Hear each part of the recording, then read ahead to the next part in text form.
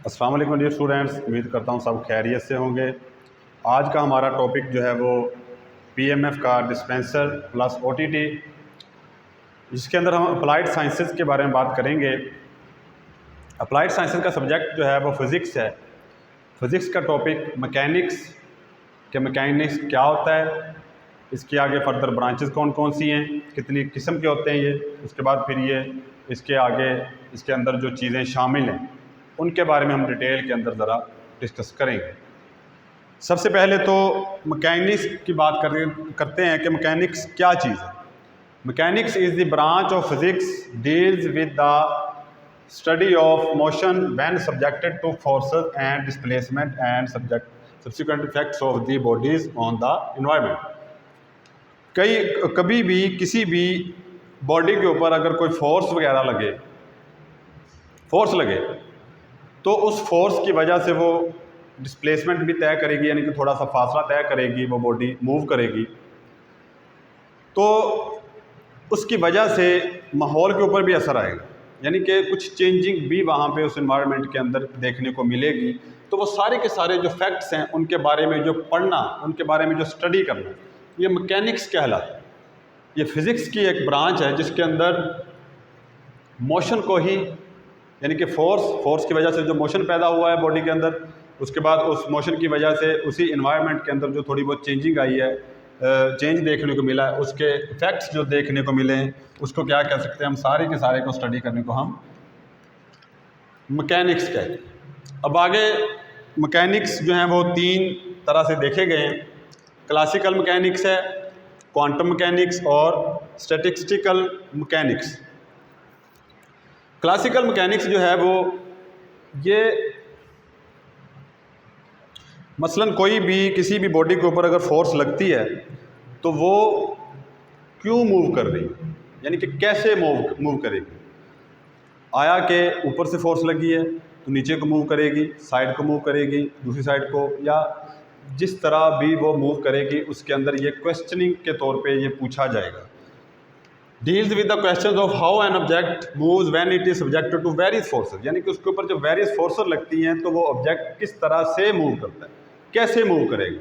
ये क्वेश्चंस इसके अंदर जो हैं वो शामिल होते हैं। ये जो हमारे पास पहली जो क्लासिकल मैकेनिक्स है, उसके बाद या फिर इसके अंदर जो दूसरा क्वेश्चन पूछा जाएगा, what force act on an object which is not moving, यानी कि फिर कौन सा, यानी कि ऐसी फोर्स उसके ऊपर लग रही है कि what force act on an object which is not moving, यानी कि कोई भी अगर ऑब्जेक्ट जो बॉडी जो है मूव नहीं कर रही तो उसके ऊपर कौन सी फोर्स जो है वो लग रही है या नहीं लग रही। तो ये क्लासिकल मैकेनिक्स में आएगा। उसके बाद फिर दूसरी अगर हम बात करें क्वांटम मैकेनिक्स, तो क्वांटम मैकेनिक्स जो है वो अब उस फोर्स कितनी लगाई गई है, उस फोर्स की वजह से कितना उसने फासला तय किया, उसके अंदर कितनी चेंजिंग आई है, तो ये सारे का सारा जो ऑब्जेक्ट की मूवमेंट के रिलेटेड या कह सकते हैं मोशन के रिलेटेड जो भी है उसको मेजरमेंट के अंदर स्केल्स के ऊपर मापना, उन सारी चीज़ों को, वो छोटी छोटी चीज़ों को स्केल्स के ऊपर देखना, उसको क्वांटम मैकेनिक्स कहते हैं। थॉट आर रफली as the study of physics on very small length scales, यानी कि छोटे पैमाने पर ही उन चीज़ों को देखना, छोटे पैमाने पर मेजर करना, छोटे पैमाने पर ही बिल्कुल उनको चीज़ों को देख लेना, मेजर करना, लिखना स्केल्स के ऊपर, उनको क्या कहते हैं, क्वांटम मैकेनिक्स। फिर स्टैटिस्टिकल मैकेनिक्स जो है वो ऐसी ब्रांच है जो क्या काम करती है, जिसके अंदर क्लासिकल थर्मोडायनामिक्स को ही डिस्कस किया जाता है। ये क्लासिकल थर्मोडायनामिक्स, यानी कि ये स्टैटिस्टिकल मैकेनिक्स वो ब्रांच है जिसके अंदर treats and extends classical thermodynamics is known as the statistical mechanics. अब इसके अंदर क्लासिकल जो है वो सारे का सारे थर्मोडायनामिक्स उसी को ही डिस्कस किया जाता है, यानी कि जो भी बॉडी जिसके ऊपर फोर्स वगैरह लगी है उसकी वजह से आगे जो भी डिस्प्लेसमेंट वगैरह हुआ है उसकी वजह से जो चेंजिंग आई है एनवायरनमेंट, उसके सारे के रिलेटेड जो है वो स्टैटिस्टिकल मैकेनिक्स में आएगा ये। अच्छा, उसके बाद फिर ये इक्विलिब्रियम स्टैटिकल मैकेनिक्स भी इसको कहते हैं, ये भी इसी का ही एक नाम है। फर्दर इसके अंदर जो चीज़ शामिल है वो मेन वो फोर्स कहलाती है। अब फोर्स क्या चीज़ है? फोर्स किसी भी बॉडी के ऊपर लगने वाली कुव्वत की वजह से उस बॉडी के अंदर अगर डिस्प्लेसमेंट पैदा हुआ है, अगर उसके अंदर थोड़ा सा उसने फासला तय किया है, तो किस सीमत में तय किया इसको नहीं देखा जाता, लेकिन फोर्स के जो लगी है उसी की ही सिमत में वो फासला भी तय करेगी। मसलन एक चीज़ जिसको मैं ऐसे इधर से हिट करूँगा तो वो उधर को मूव करेगी, यानी कि फोर्स की डायरेक्शन के अंदर ही वो चीज़ मूव करेगी, तो उसको फोर्स कहते हैं। द पुश और pull on an object with mass causes it to change its velocity, यानी कि पुश करना किसी चीज़ को या पुल करना, धकेलना या उसको खींचना, जिसकी वजह से उसकी वेलोसिटी के अंदर जो है चेंजिंग पैदा हो जाती है, उसकी वेलोसिटी चेंज हो जाती है, उसको हम फोर्स कहते हैं। और इसका सिंबल जो है वो एफ होता है, कैपिटल एफ से जो है वो फोर्स को रिप्रेजेंट किया जाता है। फर्दर इसका जो ऐसा यूनिट है सिस्टम इंटरनेशनल के अंदर, जो यूनिट है फोर्स का वो न्यूटन कहलाता है, यानी कि हम फोर्स को मेजरमेंट करने के लिए न्यूटन जो है वो यूनिट लिखते हैं। उसके बाद फिर अदर यूनिट्स जो है इसके अंदर डाइन है, फिर पौंडल है, फिर किलो पाउंड्स, ये मुख्तलिफ भी हो सकते हैं। उसके बाद फिर इफ़ेक्ट्स ऑफ फोर्स, इसके इफ़ेक्ट्स कौन कौन से होते हैं, इसके असरात कौन कौन से होते हैं फोर्सेस के। चेंज इन स्पीड है, चेंज इन डायरेक्शन है, जो मेन दो इफ़ेक्ट्स होते हैं किसी भी फोर्स के लगने की वजह से बॉडी के जो मूवमेंट है उसके अंदर कौन कौन सी चेंजिंग आती हैं। वो चेंज इन स्पीड, या तो उसकी स्पीड के अंदर चेंज आएगी फोर्स लगने की वजह से, या फिर चेंज इन डायरेक्शन, या फिर उसकी डायरेक्शन के अंदर चेंज आ जाएगी। तो ये यानी कि उसकी सिमत के अंदर चेंज आएगी, या फिर वो जिस स्पीड से मूव कर रहा है उस स्पीड के अंदर भी चेंजिंग आ जाएगी, तब्दीली आ जाएगी।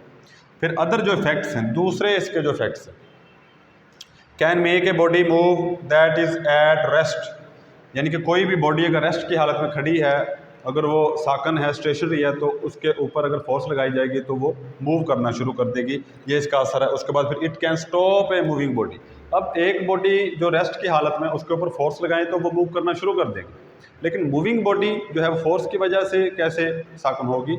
मूविंग अगर एक बॉडी है, अगर वो बॉडी को मूव कर रही है तो उसको रोकने के लिए भी फोर्स ही लगानी पड़ेगी।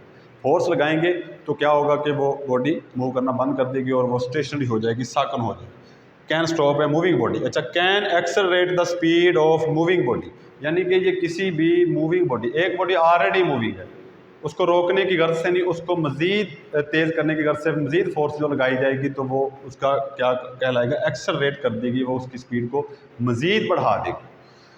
Change the direction of A moving body, एक बॉडी जो है वो उसके अंदर मूवमेंट पैदा हुई है, वो मूव कर रही है, उसकी डायरेक्शन भी चेंज करने के लिए फोर्स लगाई जाएगी। जैसे एक बॉडी अगर इस साइड को मूव कर रही है तो उसके ऊपर अगर इधर से एक फोर्स लगेगी तो उसकी जो मूवमेंट है वो डायरेक्शन जो है वो चेंज हो जाएगी, वो उसकी उस सिमत में मूव करना शुरू कर देगी।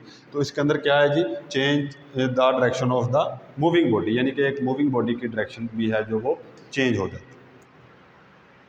फर्दर अगर हम बात करें फार्मूला ऑफ द फोर्स, इसका फार्मूला क्या होता है जी।